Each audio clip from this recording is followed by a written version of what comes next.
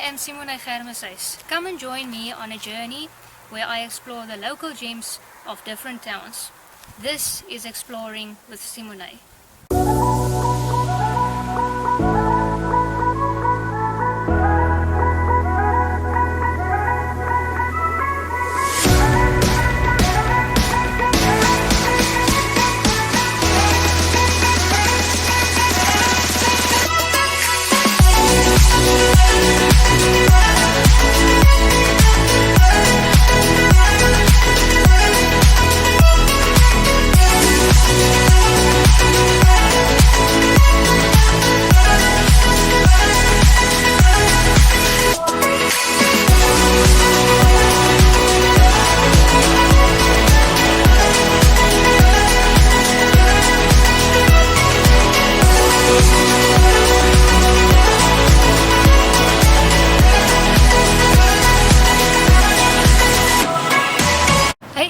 Welcome to the second episode of Exploring with Simoné. So today I'm at Wellington Museum in the Western Cape in South Africa. So what do you say we go in and we go explore?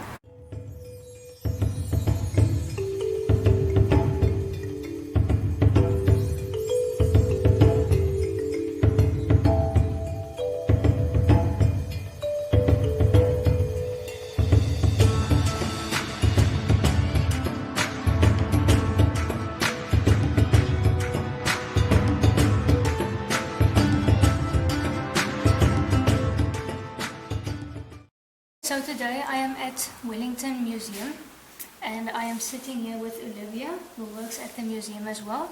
So hi Olivia, how are you? I'm very well, thank you. Yourself? I'm also good, thank you. So Olivia, tell me more about what is the history of the museum? How and when did it all start? The museum started in the 1970s, during the early 70s. It was a group of very supportive and very enthusiastic local residents. And I think the main reason that it started was because of Wellington had such a rich history and heritage and story to tell. So that was, I think, actually the main purpose of the museum, to be focused on local history. Okay. Afterwards, we obviously had other artifacts because of the Andrew Murray heritage and the heritage that the missionaries brought to the town, as well as the college, the university college. So there's actually a lot to be told, and it was not a bad idea to start the museum at that stage. Yes, I can see that. So what is the museum mainly about? Why do you think should people come and visit? I think if I can sum the museum up, as I've said, the local history is a very important part. It's very well recorded, but we also have a very large section dedicated to the people that was in the landscape from the start. And then we also have, strangely enough, at the one at the back, an Egyptian collection. Oh, yes. Yes, and that came to the museum in a very eerie way, but it is here and it's actually very valuable. And then because Andrew Murray played a big part, the education was a big part, there's a section that we dedicate to him, and as well as the missionaries with all their artifacts that was brought from Africa. Okay, that's interesting. And also the Egyptian part is very interesting. I think it's something that people would want to see. Yes, and the Egyptian part is small, but I think it's precious because we have artifacts from 2000 before Christ. Wow. And that is something very special. I think it's obviously unheard of that such a type of collection would be out of Egypt, but at least it's in Africa. Yes. So I think we are very privileged to have it in our museum. Yes. And what type of people normally come and visit? What groups of people? Our emphasis is obviously on the local tourists, people from Wellington and surrounding areas, because we do have a lot of locals that will say that they have never been to the museum. But I think that's understandable because it all depends on what your likes and dislikes will be. What I must say about the local tourists is that they will always be rather boggled when they come in here. They won't expect something like this in such a small town, because I think we do have a lot of very beautiful antiques and precious stuff. And then we also have overseas tourists, especially now with lockdown. We're excited because we can see that there's an influx of overseas tourists again. And our main focus will always be on the school children. I think to get them there and to get a love for the museum, and not to have a situation where we have a quiet museum. I really want to stay away from that. I want the children to ask questions. I want them to be inquisitive and to learn and to find the experience positive. Yes. And not like, shh, you can't, hush, hush, hush, you're in a museum. Yeah. So that is the target audience, I would say. Okay, and so I hear you saying you also get a lot of visitors from overseas as well. Yes, and so do you also do like small tours, and what exactly does such a tour entail? Inside the museum we will have a guided tour if the visitor requests specifically to have a guided tour. Most of our information are in 3 languages. It is 3 languages of the Western Cape, the official languages, Afrikaans, English and Xhosa. If they want a guided tour, it's obviously free, and it's either myself or Shonda that will be the guide on the tour. And I think most of them, that is also something that depends on your personality. Some wants to just wander quiet and read as much as they can, sometimes even come back and read some more. For us, it is whatever you require. We are more than willing to do the tour, because sometimes a lot of the information gets distorted.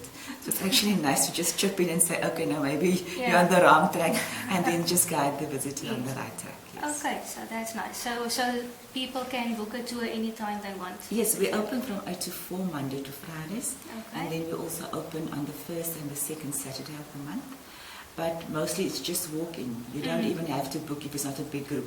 Okay. We are here, yes. We don't take lunch. Okay. Well, that was very, very interesting.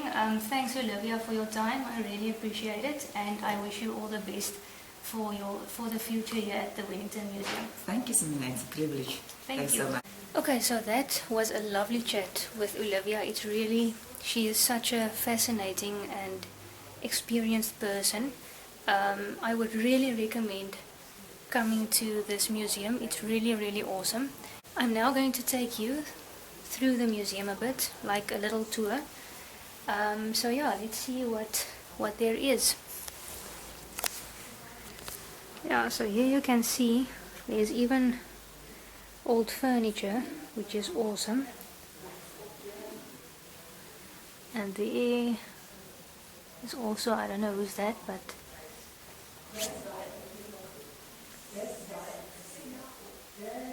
here's another person. Wow, that photo looks creepy. Okay, and this is Andrew Murray.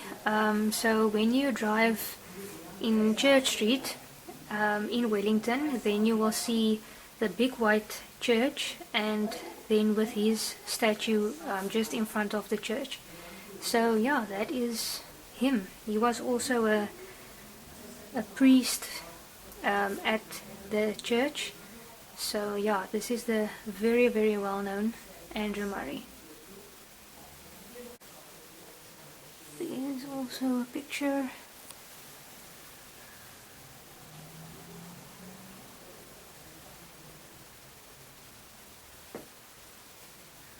There's an old, very, very old antique clock.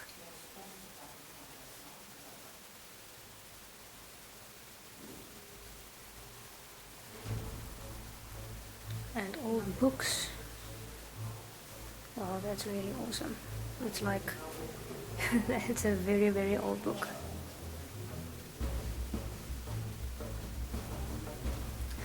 This is the first let us believe in the highest act, then let us believe it can be done.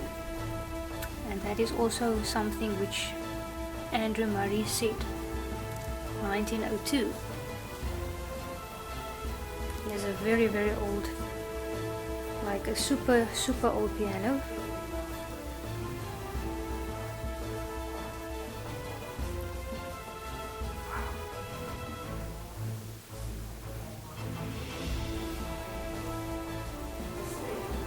Over here there's also like antique stuff,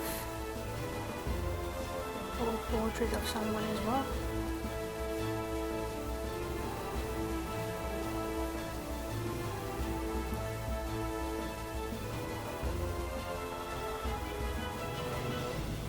And like an old, it's almost like a treasure box.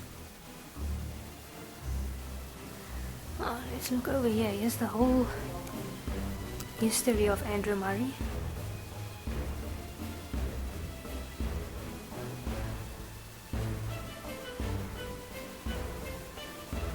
Yeah, there's also some more history.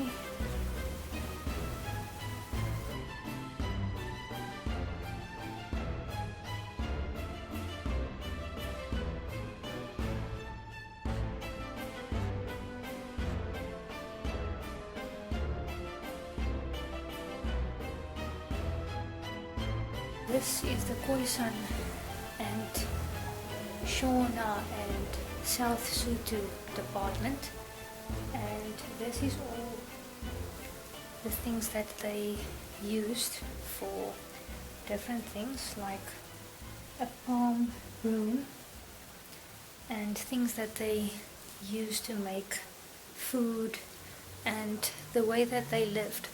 And here's even some musical instruments as well.